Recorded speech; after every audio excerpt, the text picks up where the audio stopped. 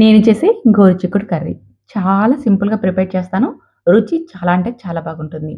మనం డైట్‌లో ఉన్నప్పుడు ఈ చిక్కుడుగాయ ఫ్రైని ఒక కప్పు తినేసేసి, ఒక రోటితో మనం డే అంతా కూడా అలాగే ఉండొచ్చు. అంత టేస్టీగా ఉంటుంది. ఒక కప్పు ఏమిటి 2 కప్పులు కూడా తినొచ్చు. అంత టేస్టీగా ఉంటుందండి. ఒకసారైతే నేను చేసిన విధానంలో ట్రై చేయండి.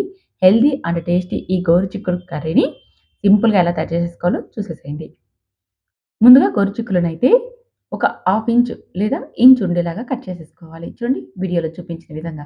వీటిని 2, 3 సార్లు శుభ్రంగా కడగాలి. మేమైతే వీటిని చౌడేకాయలు అని పిలుస్తాము. మీరేమని పిలుస్తారో కామెంట్‌లో చెప్పండి. ఇలా శుభ్రంగా కడిగిన వీటిని ప్రెషర్ కుక్కర్‌లోకి తీసేసుకోవాలి. ఇలా మొత్తం కాయలన్నిటిని కూడా ప్రెషర్ కుక్కర్‌లోకి వేసుకొని, ఇందులోకి రుచికి సరిపడా ఉప్పును, ఒక గ్లాస్ దాకా వాటర్‌ని వేసేసి, ఒకసారి కలిపి మూత పెట్టి మీడియం ఫ్లేమ్‌లో 2 విజిల్స్ వచ్చేదాకా ఉడికించుకోవాలి. ఎక్కువ సేపు ఉడికించకండి. కాయలు మనకి మెత్తబడిపోతాయి. మనం తీసుకునే కాయలను బట్టి విజిల్ పెట్టుకోవాలి. మీరు ముదురు ఉండే కాయల్ని తీసుకుంటున్నట్టయితే 3 విజిల్స్ పెట్టుకోండి.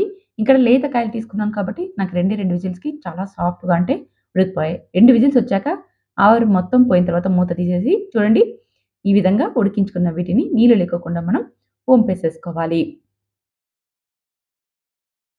ఇలా మొత్తం నీళ్లు పోయేలాగా ఏదైనా చిల్లులు గిన్నెలోకి వేసేసుకొని, తర్వాత గరిటెతో ఇలా కాస్త ప్రెస్ చేసేసామంటే కాయలు నీళ్ళని పీల్చుకొని ఉంటాయి. ఉడికేటప్పుడు మనకి ఇవి వాటర్‌ని అబ్జర్వ్ చేసుకొని ఉంటాయి కాబట్టి నీరు నీరు ఉంటుంది. ఫ్రై చేసుకున్నామంటే అంత టేస్టీగా రాదు. అందుకని కాస్త ఇలా గరిటెతో ప్రెస్ చేయండి. లేదంటే చల్లబడ్డాక చేత్తో కొద్దిగా వాటర్ పోయేలాగా పిండేసేసైనా మనం ఫ్రై చేసేసుకోవచ్చు. ఈ 2 విధానాల్లో మీకు ఏది నచ్చితే అలా ట్రై చేయండి. ఇప్పుడు మిక్సీ గిన్నె తీసుకొని అందులోకి తినగలిగే కారాన్ని బట్టి పచ్చిమిర్చిని, అలాగే 3 ఇంచుల ఎండు కొబ్బరినైనా వేసుకోండి, పచ్చి కొబ్బరినైనా వేసేసుకోండి. వేసేసి కచ్చా పచ్చా గ్రైండ్ చేసి పక్కన పెట్టుకోండి. ఇప్పుడు స్టవ్ మీద పోపుకు సరిపడా ఆయిల్ వేసేసుకొని, అందులోకి ఆవాలు, జీలకర్రని వేసేసి బాగా చిటపటలాడుతున్నప్పుడు కట్ చేసుకున్న 2 పెద్ద సైజు ఉల్లిపాయల్ని పెద్ద ముక్కలుగా కట్ చేసి వేసుకోండి. కొద్దిగా కరివేపాకును కూడా వేసి కాస్త ఉల్లిపాయలు రంగు మారేంత వరకు ఫ్రై చేసేసుకోండి. తర్వాత ఇందులోకి మనం ఇందాక గ్రైండ్ చేసి పెట్టుకున్నాం కదా! పచ్చిమిర్చి, కొబ్బరిని ఆ పేస్ట్‌ని కూడా ఇందులోకి వేసేసుకోవాలి. అలాగే ఇందులోకి ఒక చిటికెడు పసుపును కూడా వేసేసుకొని, ఇదంతా కూడా పచ్చి వాసన పోయేంత వరకు లో ఫ్లేమ్‌లో వేయించుకోవాలి. ఎక్కువ సేపేమి అవసరం లేదండి. మనం కొబ్బరిని వేసుకున్నాం కాబట్టి, ఇది త్వరగానే మనకి ఫ్రై అయిపోతుంది. 5 నిమిషాల పాటు లో ఫ్లేమ్‌లో ఫ్రై చేసుకుంటే సరిపోతుంది. తర్వాత ఇందులోకి కట్ చేసుకున్న 2 మీడియం సైజ్ టమోటాలని వేసుకోండి. పెద్ద సైజ్ టమోటా అయితే ఒకటే ఒకటి వేసుకోండి సరిపోతుంది.